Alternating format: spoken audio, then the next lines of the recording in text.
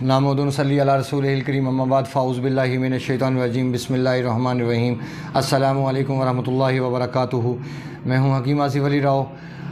آج کا جو موضوع ہے، موضوع نہیں بلکہ ہم اللہ تعالیٰ کی طرف سے جو کچھ واقعات ایسے ہیں، کوشش کریں گے کہ ہم وہ تمام چیزیں آہستہ آہستہ ایکسپلین کرتے جائیں، اور جو ان کا مقصد تھا، جو اللہ پاک نے وہ چیزیں ترتیب دیں، وہ ہمارے لیے ترتیب دیں، ہم تاکہ ان چیزوں کو سمجھیں اور پھر اس سے ہم سبق حاصل کریں۔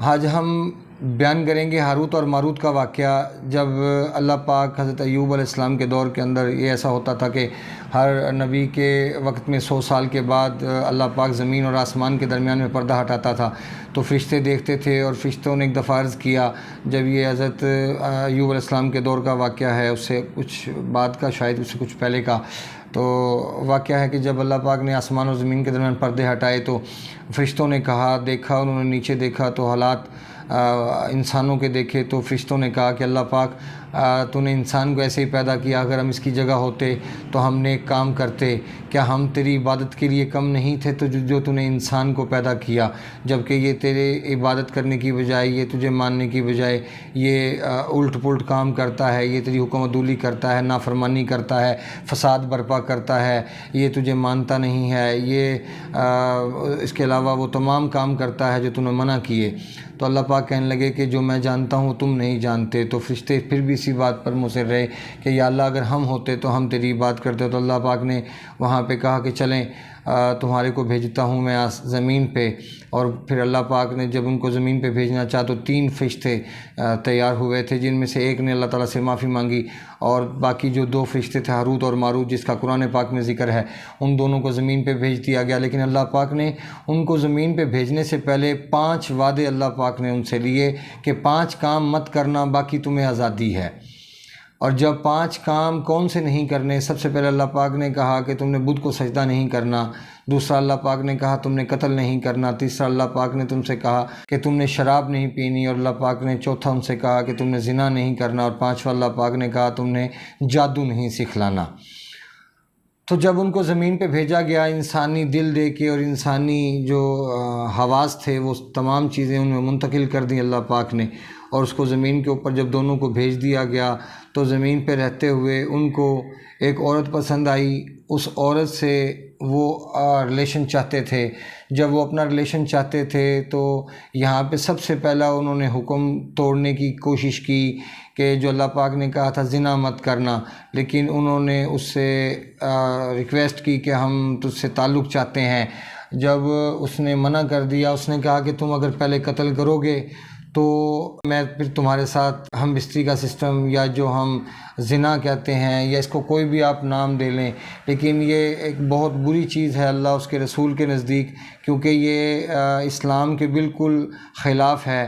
تو جب انہوں نے پھر دوبارہ ان کو ریکویسٹ کی اور اسے کہا، اس نے کہا کہ اگر تم قتل نہیں کرتے تو چلو تم بت کو سجدہ کر دو۔ تو انہوں نے کہا کہ ہم بت کو سجدہ بھی نہیں کر سکتے، یہ بھی ہمارے اس کے خلاف ہے۔ تو تیسری جگہ پھر یہ کہا گیا کہ چلو تم شراب پی لو، تو تمہارے ساتھ تمام وہ حدیں پار کرنے کو تیار ہوں کہ جو تم لوگ چاہتے ہو، لیکن تم شراب پی لو۔ اب وہ شراب پینا، انہوں نے کہا کہ چلیں یہ تو کوئی بڑا مسئلہ نہیں ہے کہ نہ تو قتل کرنا پڑے گا اور نہ ہی بت کو سجدہ کرنا پڑے گا، ایک شراب پینی پڑے گی، اور اس کے بعد جو ان کے مقاصد تھے وہ پورے ہو جاتے۔ اب جب انہوں نے شراب پی، اور شراب پینے کے بعد انہوں نے وہ تمام کام کر ڈالے جو اللہ رب العزت نے منع فرمایا تھا کہ 5 کام مت کرنا، اور انہوں نے شراب پینے کے بعد وہ 5 کے 5 کام کر ڈالے۔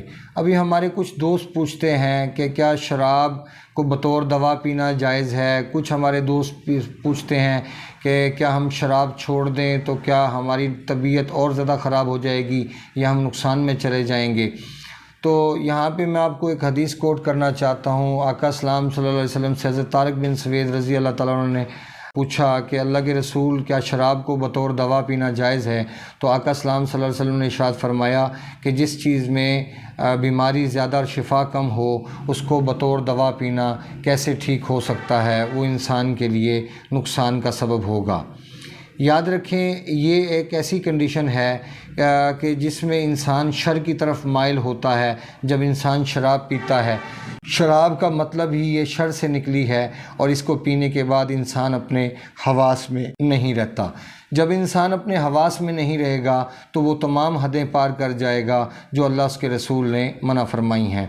اب جب انہوں نے قتل کیا، اس کے بعد انہوں نے شراب پی، شراب پینے کے بعد انہوں نے زنا بھی کیا، اور زنا کرنے کے بعد انہوں نے قتل بھی کیا، انہوں نے بت کو سجدہ بھی کیا، اور انہوں نے پھر آخر میں اس بی بی کو جادو بھی سکھلایا، کیونکہ اس بی بی نے کچھ ان کے حال سے آگاہ ہو چکی تھی جس کا نام زورا خاتون تھا۔ اب جب اس کو سکھایا، انہوں نے کہا کہ جی ہم اسم پڑھتے ہیں، اسم اعظم پڑھتے ہیں اور ہم غائب ہو جاتے ہیں۔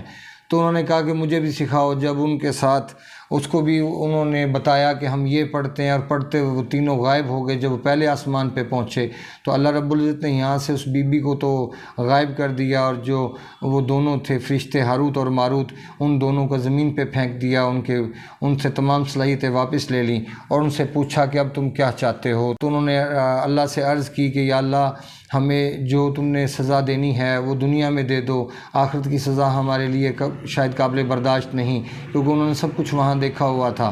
تو اللہ پاک نے ان کو اس وقت سے لے کے جب یہ واقعہ پیش آیا اور قیامت تک کے لیے اللہ پاک نے ان کو کنویں میں الٹا لٹکا دیا، اور ایک دھواں ان کی ناک کے پاس سلگھا دیا گیا جو ان کی ناک میں سے داخل ہوتا ہے اور ان کے پیٹ میں سے ہوتا ہوا ان کے مقد کے راستے باہر نکلتا ہے۔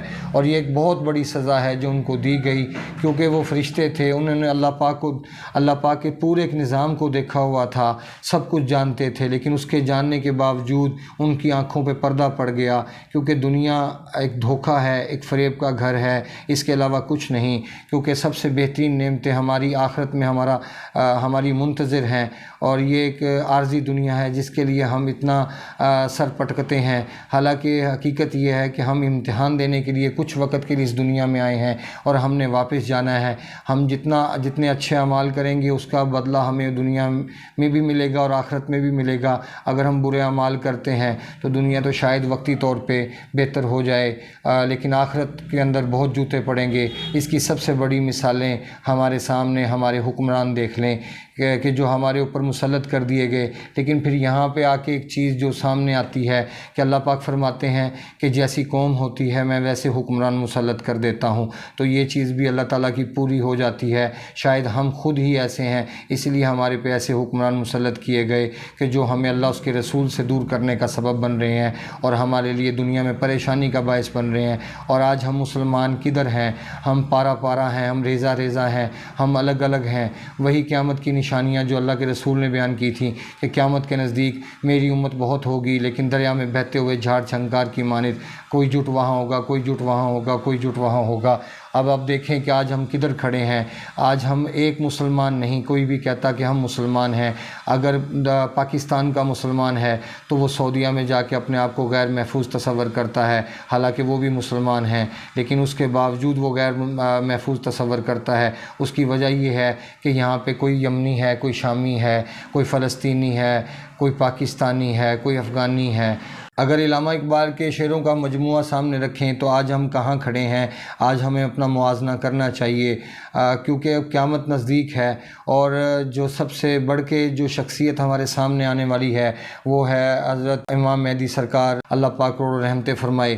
وہ ہمارے سامنے آئیں گے جو مجدد کامل ہوں گے، کیونکہ اللہ پاک کا نظام ہے کہ ہر 500 سال کے بعد وہ مجدد دنیا میں بھیجتا ہے، اور اب 30 سے جو مجدد آنے والے ہیں، جو 500 کے سال کے گیپ کے بعد اللہ پاک نے ترتیب فرمائی ہے، وہ ہمارے سامنے مجدد حضرت امام مہدی سرکار تشریف لانے والے ہیں، کہ جن کے آنے کے بعد اس دنیا کے اندر کفر اور باطل اور ان کے خلاف جنگ ہوگی، اسلام پھر ایک دفعہ کروٹ لے گا، اور اللہ اس کے رسول کا ایک جو دنیا میں آنے کا جو مقصد تھا، لانے کا مقصد تھا، اللہ کا اپنے رسول کو دنیا میں لانے کا مقصد تھا، وہ پھر ایک دفعہ شدت کے ساتھ سامنے آئے گا۔ اور جو ہماری ایک سنت اللہ کے نبی کی ہمارے اللہ کے نبی کی سنت ہمارے سامنے آج ایک مردہ ہوتی نظر آ رہی ہے۔ مال غنیمت اکٹھا کرنا اور جہاد کرنا یہ آج بہت پیچھے پھینک دیا۔ آج ہم جہاد نہیں کرتے اور جہاد نہ کرنے کا نتیجہ ہے کہ یہود و نصارہ ہمارے اوپر ٹوٹ پڑے اور چیل کووں کی طرح ہمیں نوچ رہے ہیں، لیکن ہمیں احساس نہیں۔ اللہ تعالی ہم پہ رحم فرمائے اور ہمیں اتنی استقامت دے کہ ہم اس کے دین کے مطابق صحیح کر سکیں، کوشش کر سکیں، اس کے لیے لڑ سکیں، اور ہمیشہ فتح اللہ پاک اپنے بندوں کو دیتا ہے۔ قائر کے لیے اور موت سے بھاگنے والے کے لیے، جس کو زندگی سے پیار اور موت سے نفرت ہے، اس کے لیے نہ تو دنیا میں کوئی بھلا ہوگا اور نہ آخرت میں بھلا ہوگا۔ اپنے دوست احباب کا خیال رکھیں۔ ملتے ہیں انشاءاللہ مزید انفارمیٹیو ویڈیو کے ساتھ۔ وما علینا الا البلاغ المبین۔ السلام علیکم ورحمۃ اللہ وبرکاتہ۔